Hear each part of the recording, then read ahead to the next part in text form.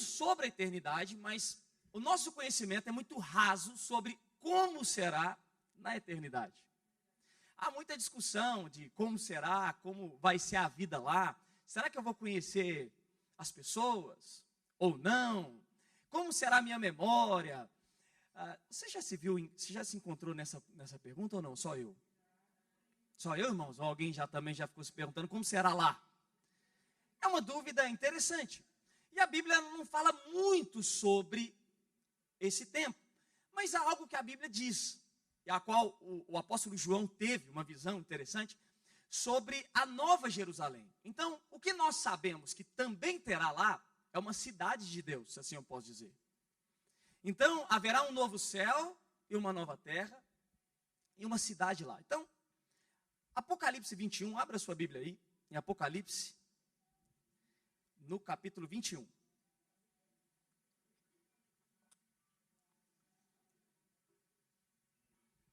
Aleluia. A partir do versículo 1. Esse versículo aqui é sobre a visão que João teve. E olha o que a Bíblia diz. Então vi um novo céu e uma nova terra, pois o primeiro céu e a primeira terra tinham passado, e o mar já não existia. Vi a cidade santa, a nova Jerusalém, que descia do céu, da parte de Deus, preparada como uma noiva adornada para o seu marido. Uau, aleluia. Ouvi uma forte voz que vinha do trono e dizia: agora o tabernáculo de Deus está com os homens, com os quais ele viverá. Eles serão o seu povo. O próprio Deus estará com eles e será o seu Deus. Ponto. Então aqui, João, ele tem uma visão. E a Bíblia diz então, nessa visão, ele percebeu que tudo tinha se passado e vinha algo novo de Deus, da parte de Deus. E aí o nome desse novo é a cidade santa, ou melhor dizer, a nova Jerusalém, que descia do céu. Então isso nos dá a entender que há uma cidade, há um templo, há um lugar, melhor dizer, a qual Deus preparou para nós. Creia no que eu vou dizer. O que nós vivemos aqui hoje é passageiro. Tudo é passageiro. O nosso dinheiro é passageiro. As nossas conquistas de bens também é passageira. Nós temos um tempo mais ou menos em média de 80 anos que um ser humano em média vive, alguns mais, outros menos, mas toda essa edificação, entre aspas, é uma edificação passageira. Algumas coisas passageiras, mas outras também eternas. Você sabe que Jesus falou que nós não deveríamos juntar tesouros na terra, onde a traça e a ferrugem corrói. Mas nós deveríamos juntar tesouros aonde? Nos céus. O que seria tesouros dos céus? Porque se no céu o próprio ouro é colocado como estrado de pés, é que o ouro não tem valia alguma. Para nós o ouro vale muito. Mas o que seria então, presta atenção nisso, tesouros no céu? Eu creio, irmãos, que tesouros no céu são pessoas. Porque o que tem valia no céu é gente. A Bíblia diz que quando uma alma se converte, o que existe no céu? Uma festa. Então, eu creio que quando Jesus estava a dizer sobre nós juntarmos tesouros nos céus, ele está falando assim, tenha pessoas, porque as pessoas é quem vai povoar o céu. Então essa pessoa que está do seu lado é um tesouro, olha para ela. Ela tem muito valor. Muito valor. Acredite no que eu estou a dizer. E não é eu, é a palavra de Deus. Então juntar tesouros nos céus, presta atenção nisso, é juntar pessoas. E o que é juntar pessoas? Com toda ousadia eu afirmo, é a igreja. A igreja é o tesouro de Deus. A igreja é a menina dos olhos de Deus. Então, essa comunidade, essa comunhão, essa vida que aqui tem, possui, é muito mais importante do que eu e você possa imaginar. Porque Deus considera a sua igreja como a menina dos teus olhos, ou como tesouros dos céus. No céu já tem de tudo, e nós também vamos estar lá vivendo com Ele. Então, para Deus, os tesouros dessa vida não se constituem em bem material, por mais que é bom. Mas os bens daqui, a traça corrói, o ferrugem corrói. Então, o que eu quero dizer? Que a nova Jerusalém, ou essa nova cidade que virá sobre nós, é uma cidade que haverá o quê, irmãos? Pessoas. Olha para hoje vai ser bem dinâmico. Olha para essa pessoa que está do seu lado e fala com ela: eu vou te ver na Nova Jerusalém. Vou te ver lá. Lá. Aleluia. Você crê que você vai estar na Nova Jerusalém? Então, se você crê que você vai estar na Nova Jerusalém, porque você crê que você é um tesouro de Deus. Quando eu digo tesouro, é sobre isso. É não ajunteis prata nem ouro, ajunte tesouros da eternidade, onde vai ter pessoas lá. E quando uma alma então se converte, a Bíblia vai relatar o que eu disse aqui, festa. Há uma festa no céu todas as vezes que uma pessoa muda sua eternidade para o inferno e agora vai para o céu. Então, há muito valor nisso. Há muito valor na igreja. Por isso que eu estou aqui sendo insistente. A igreja não pode ser para nós simplesmente uma reunião dia de domingo. Por que não pode ser? Porque há algo de muito valor aqui. Sabe o que é de muito valor? Pessoas que foram compradas pelo sangue do Cordeiro. E o sangue valeu tudo de Deus. Quando Deus deu o seu Filho, Ele nos comprou com um preço alto, a qual ninguém aqui consegue pagar. Então, todas as vezes que você olhar para a igreja, eu vou te falar, pense 2 vezes em pensar o que vai dizer sobre ela. Sempre pense o que dizer sobre uma igreja ou outra, porque quem morreu por ela foi o Filho de Deus, que deu a vida pela igreja. Por isso que eu não falo mal de igreja nenhuma. Por quê? Porque não fui eu que dei a vida por ela. Mas a igreja é aquilo então que Deus sempre sonhou e projetou para nós. E olha que interessante então na Nova Jerusalém.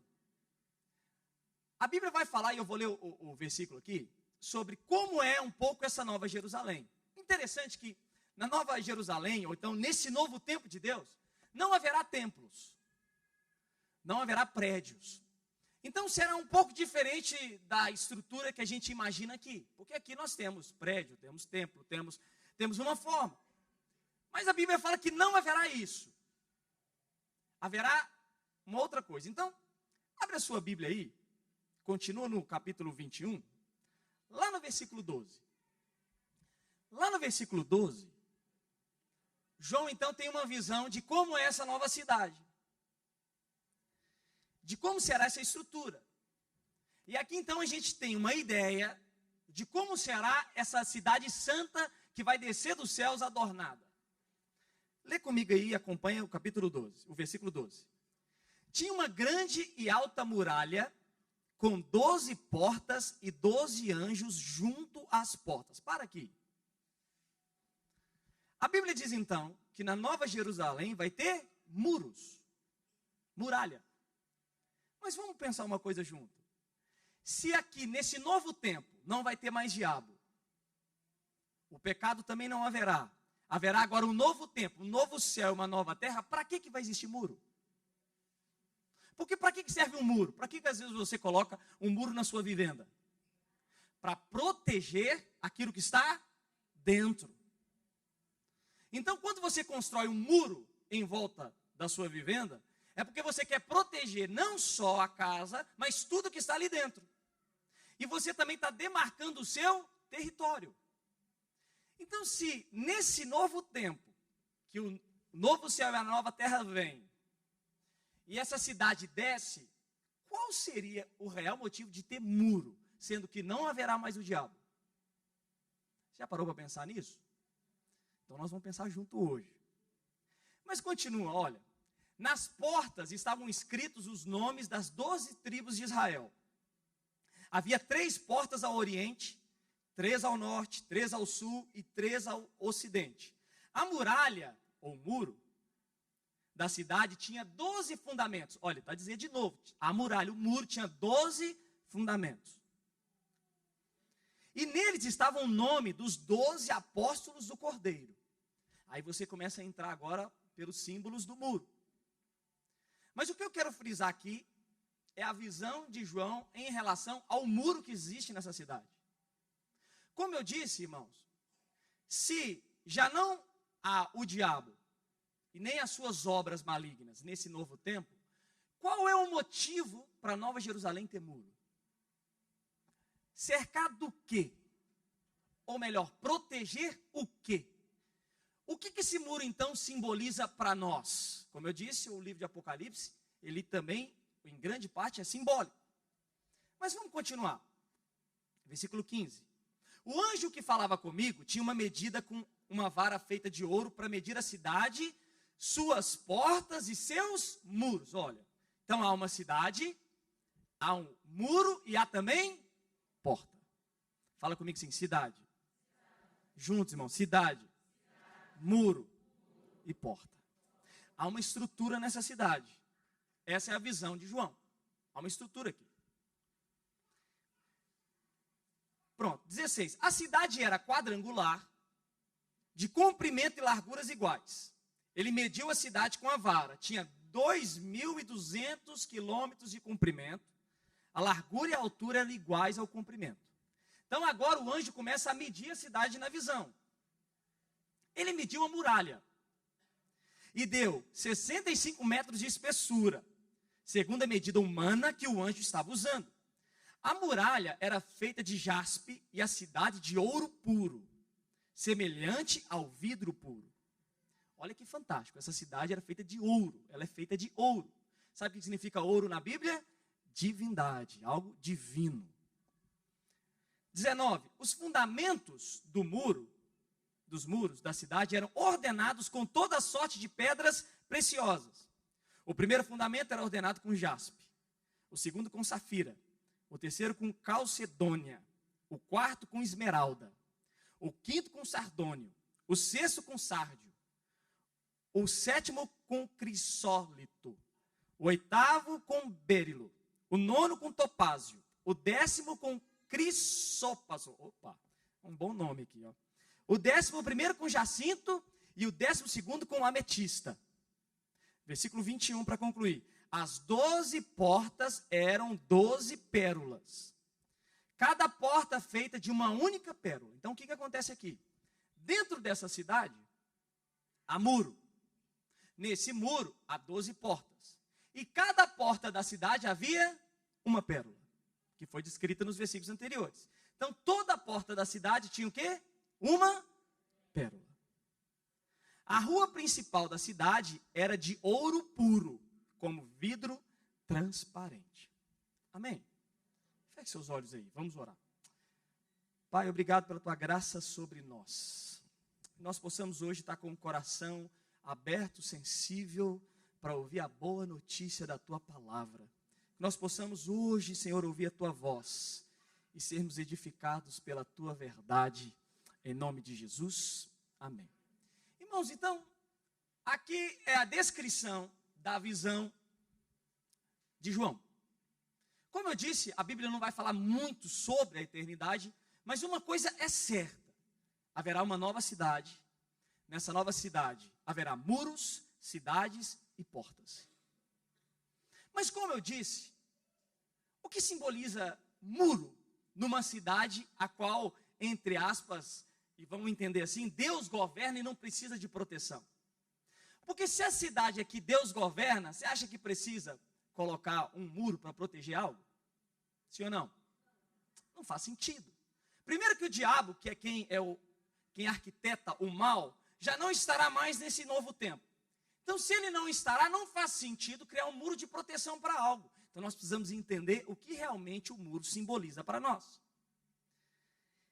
E aí a gente tem que caminhar por um processo interessante. Primeiro, quando você olha para o Velho Testamento, você enxerga que havia uma forma que Deus agia e lidava com o povo. E muita coisa do Velho Testamento, ela vai se concluir ou vai explicar no Novo Testamento. Então você consegue encontrar princípios da vida cristã no Velho Testamento. Por exemplo, quando você vê que o povo de Israel foi cativo para a Babilônia, depois que o povo saiu do cativeiro da Babilônia, eles o quê? Voltaram para onde Deus tinha para eles. Isso simboliza um pouco a nossa vida. Presta atenção nisso. Nós estávamos presos do império das trevas. Mas a Bíblia diz que nós fomos resgatados do reino do Filho do seu amor.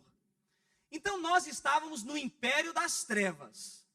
Mas quando Jesus nos encontrou, nós fomos colocados num reino. Então você precisa entender que quando aquele povo no Velho Testamento vai para a Babilônia, e quando eles saem, é uma transição de uma vida para uma outra vida. Olha, você tinha uma vida antes de Cristo e agora uma vida pós-Cristo. Antes você vivia debaixo de um império das trevas. Hoje você vive debaixo do reino do Filho do seu amor. Então hoje você não vive debaixo de um ditador. Você vive debaixo de um rei. Quem é o rei? Jesus. Então essa transição teve muitas consequências para o povo de Israel no Velho Testamento. Então, por se afastarem de Deus, os inimigos os alcançaram, e um dos exemplos é a Babilônia, e anos, ali escravos da Babilônia, até eles regressarem ao que Deus tinha para eles. E como eu disse, isso também simboliza a gente, que vivíamos no império, nas trevas, debaixo da escravidão do pecado, mas hoje nós somos livres em Cristo. Livres em Cristo. Então, o que dá a entender que é o seguinte: nessa vida, ou você está no império das trevas, ou você está no reino do Filho de Jesus, que é Jesus. Então não há meio termo para nós. Ou a pessoa faz parte do reino das trevas, do império das trevas, ou ela faz parte da onde? Do reino de Jesus. Quem crê que está no reino de Jesus aqui? Se você crê que você está no reino, é porque você já foi transportado, você já foi retirado de lá. Então isso também aconteceu. E o interessante é que as escolhas do povo de Israel no Velho Testamento trouxe consequências para eles. Muitas consequências. Quais foram as consequências? Foram a destruição da sua própria cidade.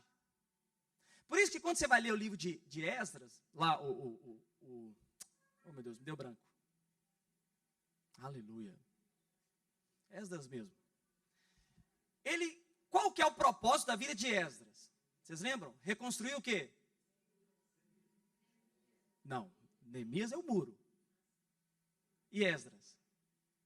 Vocês lembram? Reconstruir o templo. Então quando você olha para Esdras, ele começa o quê? A reconstrução do templo que tinha se perdido por causa desses tempos escuros do povo de Deus, que se afastaram de Deus. E essa reconstrução do templo simboliza também o pós-conversão. Depois que você saiu da Babilônia, do império das trevas, e foi para o reino de Jesus, o que começou a acontecer conosco agora? O templo começou a ser reconstruído. Você crê que você é templo do Espírito? Crê, irmão? Você crê que o Espírito está aí dentro? Crê ou não crê? Então, esse processo é uma reconstrução do templo que se perdeu. E Esdras, então, no Velho Testamento, começa a reconstruir o templo. A qual simboliza também para nós, depois que saímos de um império, e fomos o quê? Reconstruídos pelo Espírito, sendo agora morada do Altíssimo. É lindo isso. E aí quando você vai para Neemias, muita gente. Quando você vai para Neemias vai para reconstruir o quê? Os muros da cidade. Lembram da história? Sim ou não, irmãos? O que significa um muro para a reconstrução da cidade? Então, quando Neemias vai para reconstruir os muros, presta atenção nisso, da cidade, é que ele queria o quê? Proteger a cidade. Porque uma cidade sem muro é uma cidade o quê? Aberta para qualquer inimigo. Você já viu, ou eu não sei se existe, mas você já viu algum país sem exército aqui? Não sei se existe. Eu só sei dos exércitos que são muito poderosos. O dos Estados Unidos, o da Rússia, o da China. Para que um país tem um exército? Qual que é uma das finalidades do exército? Proteger o país. Então, reconstruir um muro, falando a nossa linguagem, seria constituir um exército para que ninguém invadisse aquele país. Então, quando Neemias vai, ele vai para reconstruir o muro, para proteger a cidade, que se não protegesse, o que poderia acontecer? Outros inimigos poderiam entrar novamente e fazer o mesmo processo que sempre aconteceu. Então, irmãos, o que eu estou a dizer? Quando você constrói um muro, e aqui falando de Neemias, o propósito de Neemias também era guardar o que estava dentro, para que ninguém que viesse de fora interferisse, levasse cativo, prisioneiro, quem estava ali dentro. Então, o que simboliza muros na nossa vida? Muros na nossa vida também simboliza agora, nesse novo tempo, como proteção de Deus. Você quer que Deus guarda você? Como Deus guarda você? Se você crê que Deus o guarda, como Deus o guarda? Há várias formas a gente falar de como Deus guarda. Mas há uma das. Deus nos guarda através dos irmãos. Vou falar isso de novo, que você não me entendeu. Uma das formas que Deus nos guarda é através dos irmãos. Por isso que é bom andar em dois, porque quando um cai, o outro levanta. Você sabe que a igreja, falando hoje aqui, agora, é um muro de Deus, a qual protege a sua fé. Protege a sua mente, o seu coração. Incrível que muitos irmãos que se desconectam do corpo da igreja, saem do muro da proteção e depois perecem. Eu conheço vários irmãos que caminhavam comigo no início da caminhada, que se desconectaram do corpo e se tornaram o quê? Frágeis para o inimigo. Então, uma das formas que Deus nos guarda é com esse irmão que está aí do seu lado. Acredite em mim. É onde a fé é suprida. É onde a fé também é guardada. É onde você recebe palavra de ânimo. Quem aqui nunca recebeu uma palavra de fé quando você mais precisava de um irmão? Todos nós. Então, muro para nós hoje é isso aqui. Quando você vem aos domingos aqui, reunidos como igreja, nós estamos o quê? Fortificando o nosso muro. Porque você acha que o inimigo está lá fora atacando a nossa fé, sim ou não? Sim ou não, irmãos? Claro que está. Mas quando você está no muro, você está protegido. E o interessante então, que para nós, os muros simbolizam essa proteção. Essa era a ideia de Neemias, proteger a cidade. E voltando agora para Nova Jerusalém, qual é o propósito então de Deus em cima de um muro, dentro de uma cidade que é santa e que não há mais o diabo para interferir? Então vamos lá. Lá no versículo 12, do Apocalipse 21, 12. Então entenda comigo aqui até agora, para vocês não se perderem, em que a reconstrução da cidade no Velho Testamento começou ali com Esdras, e Neemias então foi murar a cidade para guardar a cidade. E como eu disse para nós hoje, muros na nossa vida é a proteção de Deus sobre nós. E muitas das vezes, as nossas necessidades são supridas quando Deus usa um irmão. Sim ou não? É ou não é, irmãos? E quando isso acontece, é que os muros estão conectados a pessoas para nós. Há pessoas que são muros na nossa vida. Há pessoas que nos protegem na fé. Há pessoas que guardam a nossa vida. Há pessoas que falam na nossa vida a fim de nos guardar. Você com certeza tem uma pessoa de Deus que fala na sua vida. Sim ou não? E ao falar, ela é como um muro que guarda você de não tropeçar. Então o muro é muito também conectado a pessoas. Pessoas que se transformam como muros para nós. E voltando lá então para Nova Jerusalém, acontece algo interessante, porque a Nova Jerusalém é constituída de muro. E lá no versículo 21, do capítulo 21, versículo 12, diz assim, olha, tinha uma grande e alta muralha, com 12 portas e 12 anjos junto às portas. Agora presta atenção aqui, nas portas estavam escritos os nomes das 12 tribos de Israel. As 12 tribos de Israel eram constituídas de quê, irmãos? Pessoas. Pessoas. As 12 tribos eram constituídas de quê? De planta? Sim ou não? Não. De animais? Não, de gente. Então lá no muro estava 12 nomes simbolizando pessoas no muro. E mais, versículo 13. Haviam 3 portas ao oriente, 3 ao norte, 3 ao sul e 3 ao ocidente. 14, presta atenção. A muralha da cidade tinha 12 fundamentos. O que é fundamento? Base. Ela era sustentada. A muralha, então, tinha um sustento. Quem era o sustento? Aqui vai dizer, tinha 12 fundamentos.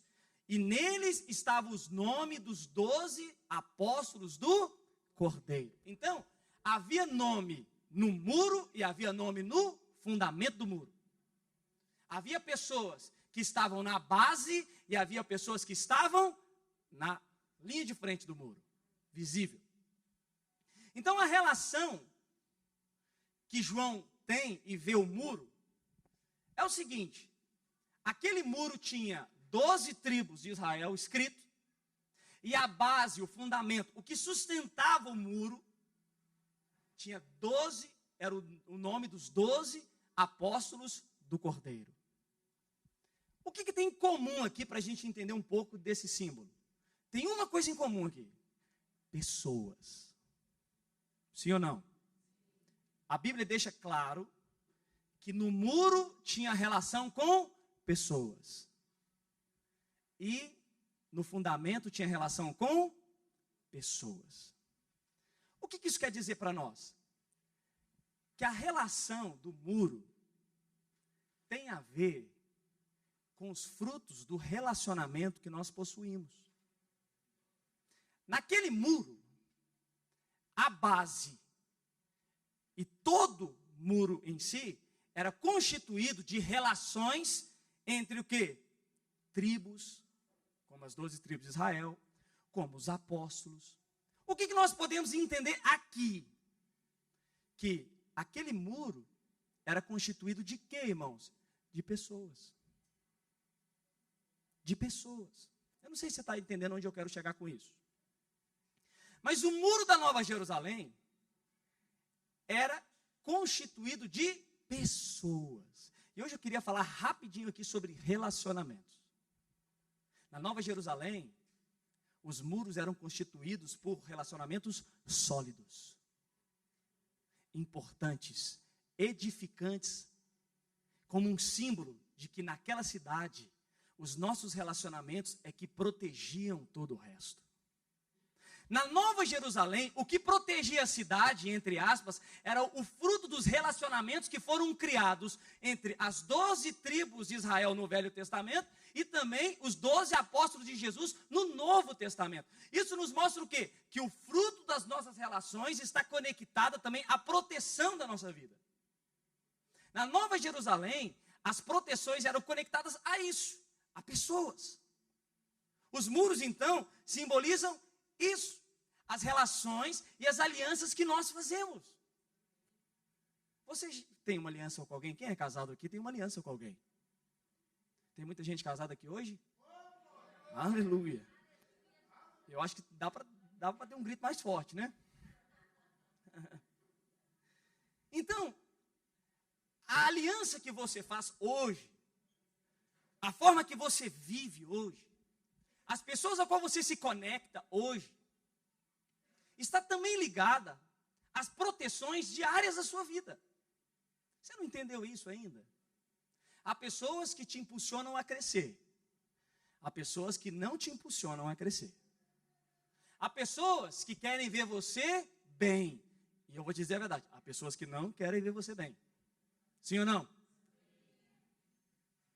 Então lá, a relação do muro são com frutos de relacionamentos que Deus teve de uma forma sólida, com as 12 tribos e com os 12 apóstolos. O muro, então, está conectado a pessoas. A pessoas. Você já parou para pensar que o nosso Deus é um Deus de relacionamento? Vou nem falar conosco, vamos falar dele por si só. Deus é um Deus que a gente fala que ele tem a trindade, mas também é um Deus triuno.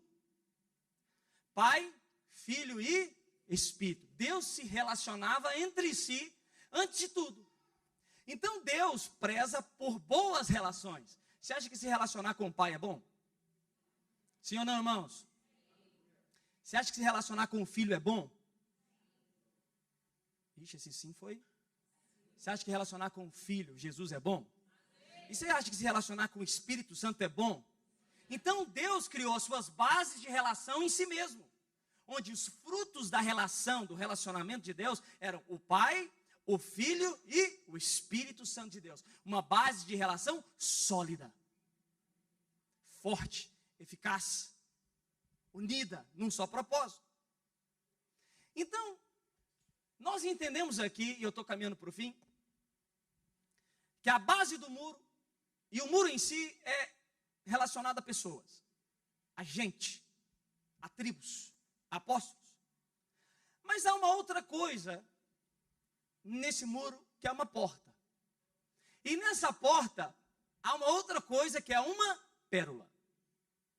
Olha que interessante. Lá no versículo 21, fala assim: as 12 portas eram 12 pérolas, cada porta feita de uma única pérola. A rua principal da cidade era de ouro puro como vidro transparente. Mas o que eu quero frisar? Que cada porta era feita de uma única pérola. Então, para você entrar na cidade, tem como entrar. Você só entra nessa cidade como? Pela porta. Sim ou não? Porque quem entra escondido é um ladrão. Mas lá não haverá ladrão, amém? Eita. Então, para você entrar na cidade que tem muro e tem porta, que é o que João disse, tem uma pérola fixada ali. Então você só entra na cidade ao passar pela porta. Você vai ter que passar pela porta. Então Deus construiu uma cidade, fez um muro e pôs uma porta para a gente entrar. Só que nessa porta há uma pérola, e várias, diferentes. Eu não sei se você já teve curiosidade. Você já viu como que é a formação de uma pérola? Você já pesquisou sobre? A formação de uma pérola é o seguinte: há uma concha. Eu não sei explicar muito bem, eu sei o básico. E essa concha, quando entra um invasor, vamos supor que é um grão de areia, quando ele entra dentro da concha, a concha entende que há um invasor ali. E ela então precisa se proteger. Ao se proteger, ela vai criando camadas de proteção, até se formar uma pérola. E quando se forma uma pérola, hoje nós temos a pérola como uma grande pedra preciosa. Uma pérola é caro, não é, irmãos? Por quê que é caro? Por causa do valor da sua transformação. Há um processo de transformação. Então, nessa cidade, há pérolas.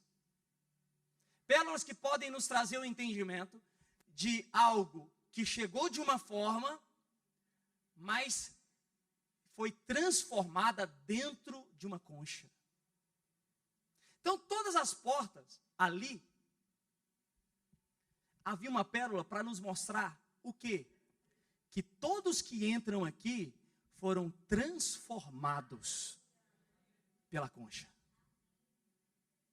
Transformados.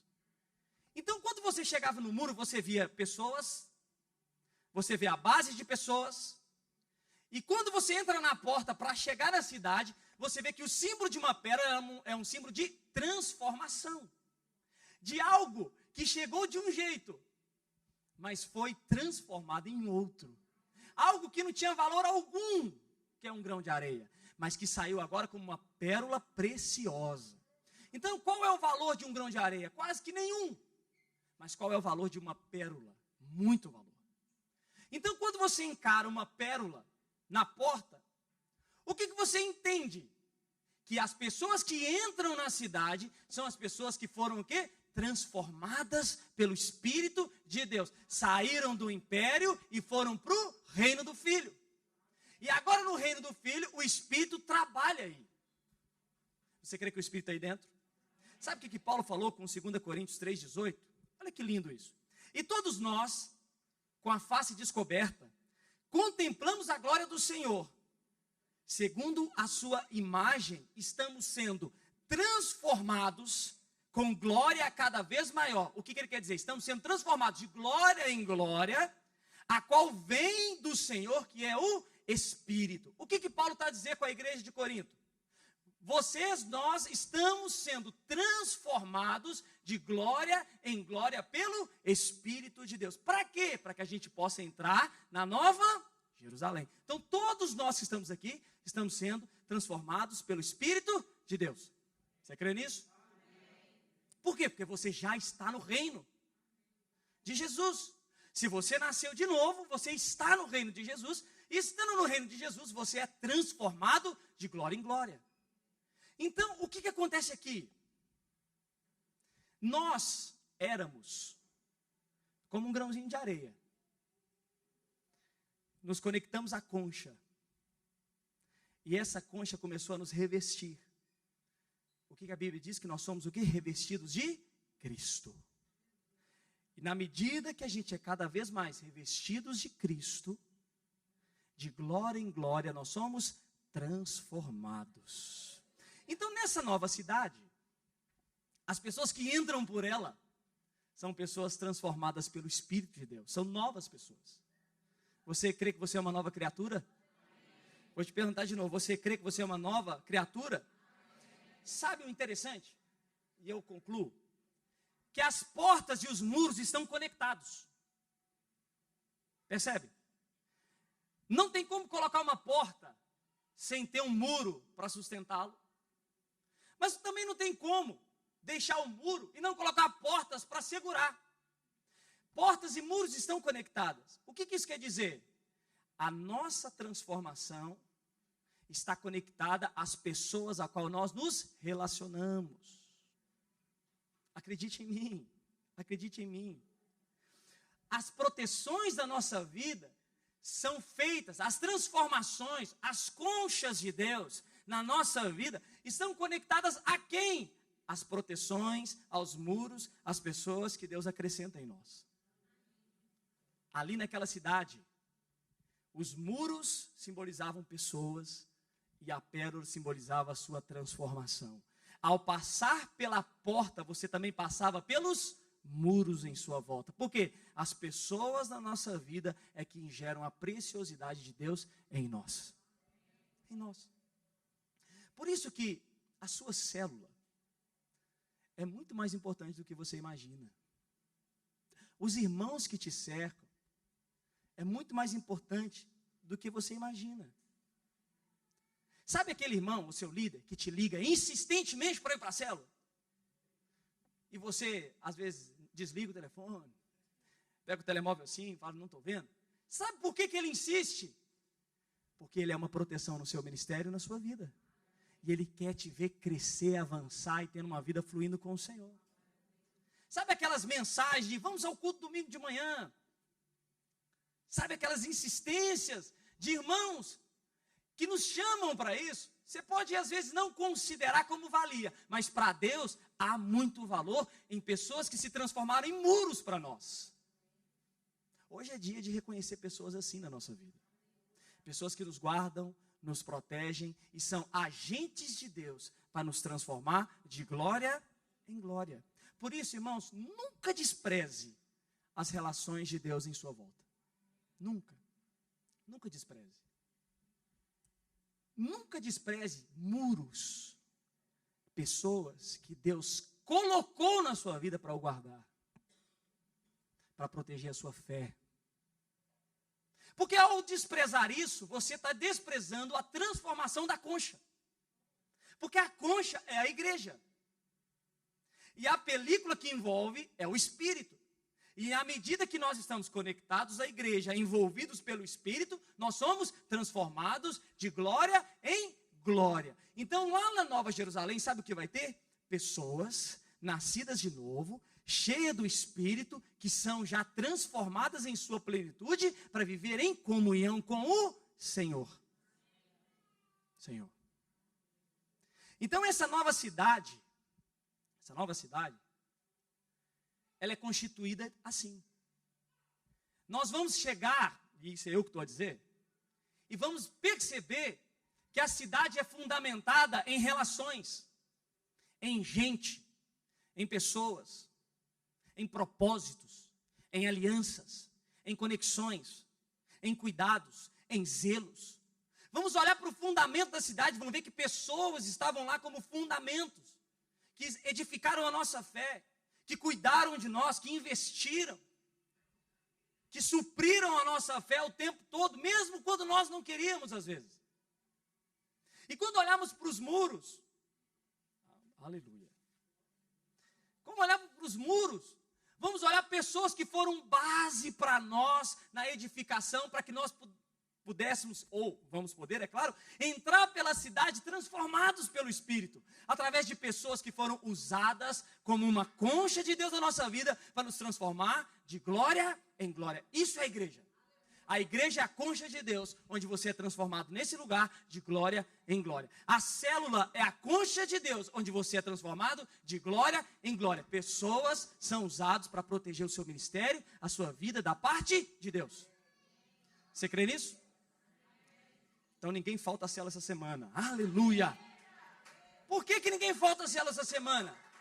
Aleluia! Por quê? Porque é ali que eu estou sendo o quê? Gerado para Nova Jerusalém. É lá. É na vida com o irmão. É na conexão. É no amor. É na graça. Que eu estou sendo o quê? Gerado na vida, na Nova Jerusalém. Eu sempre brinco e falo, o pastor Felipe fala isso também. Acho que eu peguei dele. Se você tem dificuldade de se relacionar com os irmãos, você vai ter dificuldade de se relacionar no céu. Porque o céu vai estar povoado de gente. E vai ter muita gente lá. Então tudo que você vive aqui é um treinamento para uma grande festa que vai ter lá. Amém? Amém, irmãos? Fique de pé no seu lugar, então.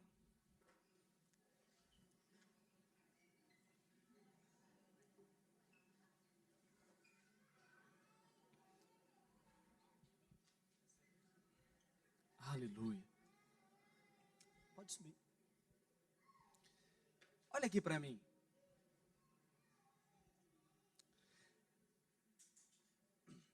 Falando disso, dessas relações, você já parou para analisar, e nós lemos um capítulo sobre isso, presta bem atenção nisso. Como é que o Pai trabalha? Ou melhor dizer, como a Trindade trabalha hoje? Aleluia.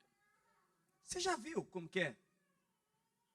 Você já viu as funções do Espírito de Deus no papel de cada um ali? Por exemplo, nós temos o Pai, o Filho e o Espírito. Quem é o Pai na família? Olha aqui para mim. Pai é Deus, que nos guarda, que nos alimenta, que nos protege, que nos ama. Esse é o Pai. Então, as nossas relações com Deus é carregada pelo suprimento do Pai. O que é? Zelo, cuidado, amor, proteção. Esse é o cuidado. Mas também há uma outra relação, não só com o Pai, mas há uma relação também com o Filho. E como é que o Filho nos ensina? A ter unidade, a servir, a viver a vida de Deus. Então, todas as vezes que você recebe suprimento do Filho, você está recebendo o suprimento de viver a vida que Deus te chamou para viver. Da mesma forma, o Espírito.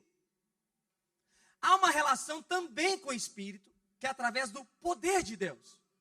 É o Espírito que nos consola, é o Espírito que ora por nós, é o Espírito que nos guia na caminhada. Por que eu estou dando esses exemplos aqui? Porque você percebe que a relação de Deus sempre será uma relação familiar. Uma unidade plena entre o Pai, o Filho e o Espírito. O Pai fazendo isso, em conjunto com o seu Filho na edificação, e o Espírito também entrando em toda a sua edificação. Há uma unidade plena no trabalho da edificação. O Pai trabalha, o Filho também, e o Espírito também, na nossa vida. O Pai nos ama, o Filho nos ensina a vida, e o Espírito flui através de nós. Por isso, hoje eu gostaria que você saísse daqui entendendo a importância da igreja. Não é só um domingo de manhã. A importância da sua célula. Mas além disso, nós só somos igreja aqui hoje porque nós estamos reunidos juntos. Porque se ninguém estiver aqui, isso é apenas um prédio vazio. Sim ou não, irmãos? Mas eu vou te fazer uma pergunta. O que seria de nós sem as pessoas que estão à sua volta? Você já parou para pensar nisso? Você já parou para pensar como seria a sua vida sem o seu líder de célula? Ou melhor, como seria a sua vida sem os seus pais? Hoje é dia de nós fortificarmos as nossas relações com os irmãos e com a igreja. Você crê nisso? Hoje é dia de nós entendermos quão importante é essa reunião, a célula, e que os muros da Nova Jerusalém é feito de gente. Gente que são proteções para nós. Gente que se importa. Eu vou te falar uma coisa, você está numa igreja que se importa com você, que zela por você. Você tem líderes que zelam pela sua vida, que querem proteger o seu ministério. Deus te conecta a pessoas que às vezes você pode não entender por quê, mas é uma pessoa que quer proteger a sua caminhada como fundamento, como muro nessa transformação do Espírito. Como eu disse, não falei brincando, falei sério. Essa semana é semana de ninguém faltar à célula. Sabe por quê? Porque nós sabemos que a concha está lá. E é lá que nós somos transformados de glória em glória, através dos muros e das proteções que são os irmãos na nossa vida. É lá. Quer receber suprimento? Fique conectado ao corpo. Nenhum corpo fora de si tem vida. Mas todos conectados ao cabeça que é Cristo e aos irmãos recebem vida e vida em abundância. Você quer receber mais vida de Deus? Quer deixar suas crises em...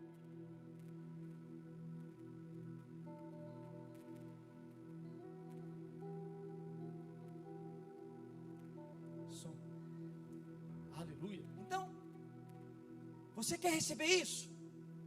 Entenda que na Nova Jerusalém, as proteções da nossa vida são as pessoas que marcaram épocas e também marcaram você, eu e nós. Você pode fechar os seus olhos aí por um instante?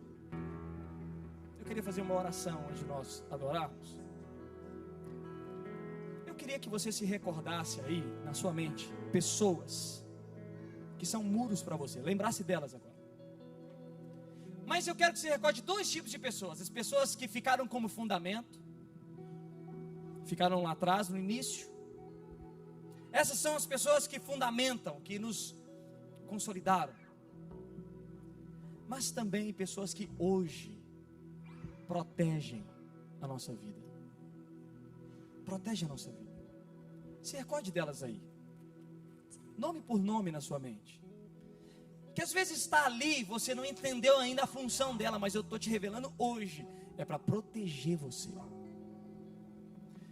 Nesse instante, se recorde da sua célula, da sua igreja. Agora, veja que nesse casulo, ou melhor, nessa ostra, Deus tem te transformado cada dia mais, de glória em glória. Porque quando Jesus voltar, e eu creio que está muito próximo, nós vamos olhar para a cidade, vamos entrar por ela, vamos ser um ainda mais com aquele que é. Uma coisa eu sei que haverá sempre na eternidade, sempre houve, uma unidade plena do Pai, do Filho e do Espírito. E na Nova Jerusalém será o Pai, o Filho, o Espírito e nós. Lá. Abra sua boca aí e comece a louvar ao Senhor. Mas louve.